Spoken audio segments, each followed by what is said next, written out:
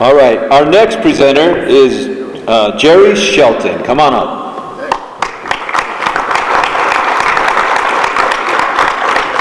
So this is not working now?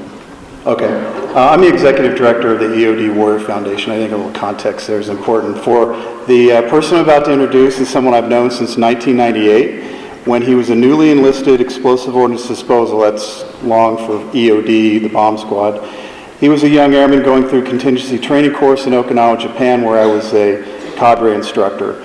And since then, over the past 25 years, Adam grew from an uncertain young service member into a nationally recognized role model, someone who leads through action, purpose, and transcendence.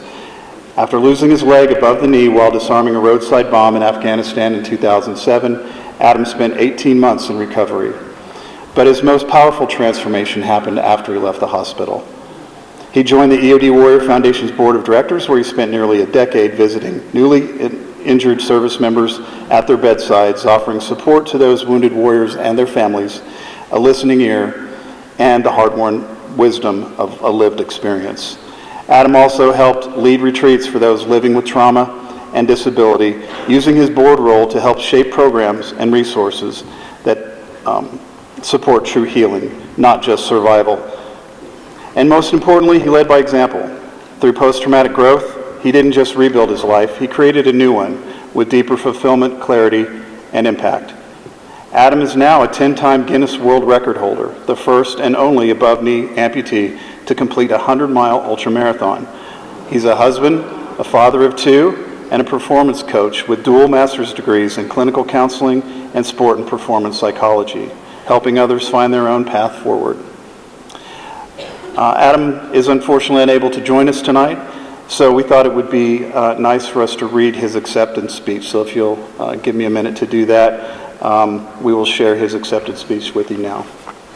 Okay? Yeah. All right. Imagine this is Adam speaking. Yeah. Okay. Adam writes, and I quote, "It would make so much more sense if he was here, but thank you so much, Jerbo," that's what he calls me. "I'm truly honored to be here, and even more honored to call you a friend and mentor for the past 25 plus years. Crazy to think how far we've come. 17 years ago, my story as I knew it was blown apart, literally. One moment, I was the person people called when things went sideways. I was the one who ran toward danger, and the next, I'm the one being rescued. I lost a leg, yes, but more than that, I lost my identity, my purpose, and my direction. And that's when the real work began. Rebuilding a life after trauma and living with a disability isn't just about recovery, it's about reimagining who you are and what you want to become.